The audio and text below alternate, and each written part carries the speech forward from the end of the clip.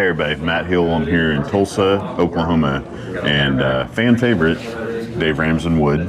Glad you're here. Hi, good to see you. Good to see you. We're at the NGEAO luncheon, Natural Gas Energy Association of Oklahoma. You just gave introduce yourself, man. If you don't know who DRW is, now you will. Well, David Ramsden-Wood, and I'm in Denver. I've been doing energy policy and speeches and sort of discussion on the real issues. I guess I'd call them the real issues of sort of what's going on and try and tie it all together. So, been writing on the Substack for about 5 years, and before that, before my ban on LinkedIn was there.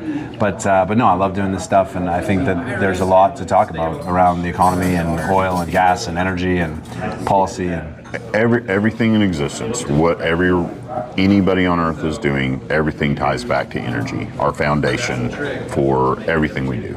And you always do such a phenomenal job of grabbing every piece of data out there and showing why energy is vital to any activity, good, bad, ugly.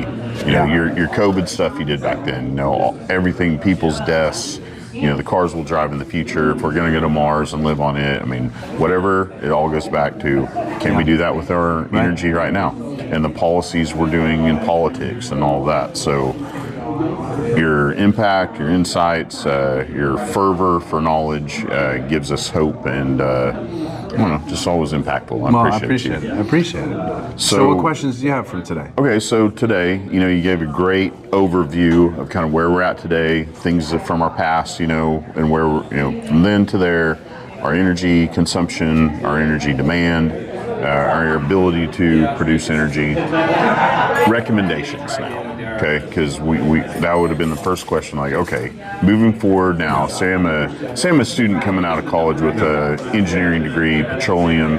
Should I go to a cubicle and work for a guy? Should I go out and buy a bunch of wells and get them, back online? Stuff like that. I mean, I think the best advice I got was you should go work at the biggest company you can to start your career. Okay. Because that's where you learn the most and you're exposed to the most, and there's a huge sandbox. And from there, you could then get more entrepreneurial. Specialized. And I think that oil and gas is a very different business than tech. And I mean, some of that's obvious, but we spend upwards of $30 billion a year in capital. And the wells themselves are expensive and costly, and we're not even talking Gulf of America stuff. Gulf of America. Gulf of America. Oh, by the way, I'm renaming Lake Texoma Gulf of Oklahoma. I love it. It's perfect. T-shirts coming out. But so because of the capital requirements in oil and gas and the risks, I would not advocate that to young people in the way that energy is today. In the 50s and 60s, when you're drilling shallow vertical wells in Kansas and you can hit bumps, sure. But in this day and age, it's not like designing an app. Thank you. Gavin McQueen. David Ramsden. Gavin McQueen, you're on our podcast now. Awesome.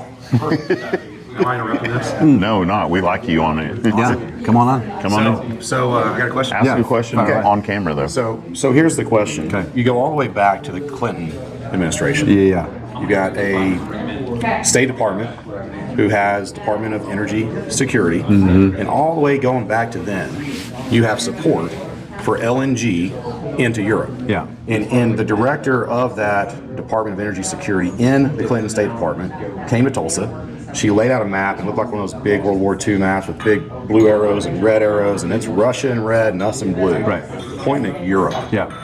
That was consistent through all administrations until the end of the Biden administration, when they said any additional LNG exports, we're not doing it. Yeah. That's a mystery to me. Yeah. Why? Does anybody know why that administration decided to change their stance? It was bad for the environment. No, but I believe that the environmental fervor, and I had to skip some of the slides, but it is a number that came out of a renewable organization. It's called ARENA, the International Agency for Renewables Association. They're one of the ones who backed this $4 to $9 trillion a year. And the thing I know about that is bankers and construction companies carve off a 30% margin. So if you're spending $4 to $9 trillion of public money, there's $3 trillion a year of slush to go around to whoever. Yep. And so I really believe that they were so staunchly against natural gas, and that the administration themselves did not understand the energy ecosystem or structure. I think going back before climate change, Clinton, Bush, Obama, like they understand what the molecule does. I really believe that, like those pictures of people Biden put in the administration, like I just don't think they knew that natural gas was as clean as it was. And I think that they were actually trying to shut it off and push everything to wind and solar to like force the world to get electric cars and then force us to build batteries that can store it, and they never solved the problem. So I think that's the change, and now we're going to set it back so far. I think it will be very hard for the climate movement to pick the momentum up that they've had. I mean, and the fact I have not heard that word climate change since January 20th. Not on any news report. It used to be every Bloomberg article was it's climate change and and now it's gone. Crickets. So 4 years have gone, and then all of a sudden you're moving LNG, and Europe actually the Spanish, like, you know, it was 7 days before they had the entire country go down that they said we're 100% renewable, and then all of a sudden they're like, ooh, actually we need to spend trillions of dollars overall in Europe on the infrastructure grid because you don't have the inertia from gas power to be able to absorb, and so something happens and 6 seconds later. Can we also get rid of drill baby drill and go to build baby build? We need because we're not going to drill baby drill. No, we need build baby build. We need LNG export terminals. We need pipelines.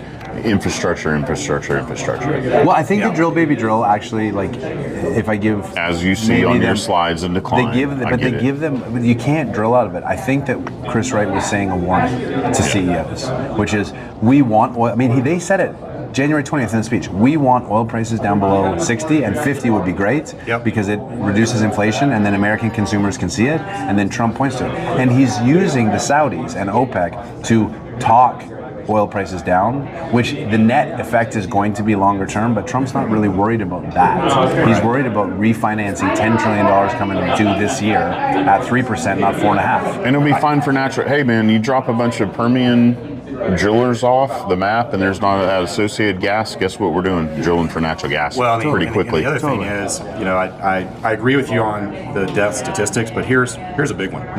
If Khashoggi in the Turkish consulate hadn't been assassinated, Trump's not in a position to keep oil prices down.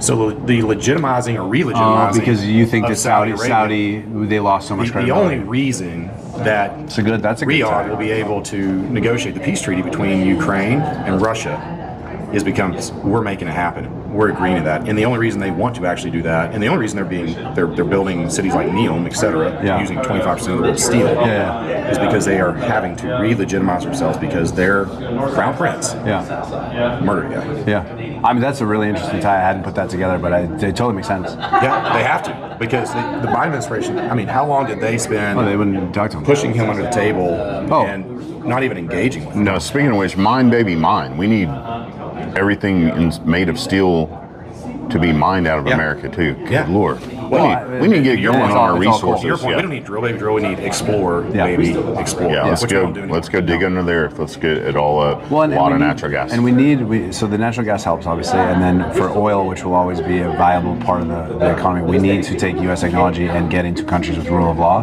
Like, we'll never be able to go into Iran because of the political stuff, but like we need to be able to go to Argentina and Ukraine and honestly Russia. Like, I'm less concerned about, so many people are I'm not advocating anything about Putin, but like Russia themselves is not as dissimilar a culture as the United States as we are to the Middle East, as we are to China. And so like a collaboration between, we have been collaborating with the Russians despite the Cold War forever, and it's been this, which again, there was a peace accord that could have been done in 2021 in September when Blinken said, we're going to let Ukraine part of NATO. And Putin said that you are not. And we literally could have de-escalated, but they didn't. They wanted a proxy war against the Russians. Absolutely.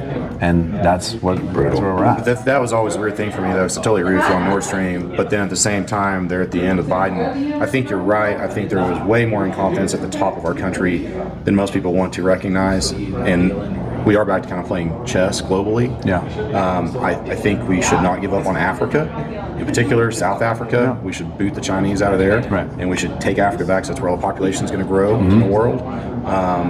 And they're going to have energy, maybe more so than anybody. Totally agree. So many resources to go and help them develop. Why would we give up on that? We've been if there is an economic engine in Africa, we're fighting for freedom, liberty.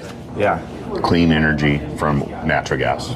I mean, natural gas is the future. I mean, well, nuclear is ultimately the future. Yeah. The Let's reactors. go, what, we got 50, 100 years. I think maybe AI might shorten that time. We'll have the little, miniature reactors, 50 years. The Chinese built a test thorium reactor that you can put in at like 2 and 5 megawatts, which is like super tiny, and you can basically bury them. Fusion. And so the modular, like lower cost nuclear that would allow you to power like data centers and and again, if you put nuclear like right on location with wind, solar, batteries. We have submarines. I mean, why? I mean, if it fits in a submarine, we got data centers. We can do it. We just weren't going about the problem properly because we were trying so hard to shut everything down instead of like for example, hybrids are, if we want to use less oil, a hybrid will get you to 45 or 50 miles a gallon instead of 20, and then you solve all of the problems with the EV, which is range anxiety and like having to plug. Like I can't park my EV at the airport for 5 days because it's going to drain 45% of the battery, and then if it gets cold, then it goes like. A hybrid has none of those issues, and yet that wasn't the core structural thing. You use less lithium, so you use smaller batteries, and it was interesting that it never took off. It never did, especially as a bridge. Yeah, because I think a hard part, as you pointed out, on electric vehicles, great in cities. In London, for example, is just like really, really clean. Yeah, everything's electric. I was from the Texas Panhandle. Good luck. Yeah, good luck with Texas.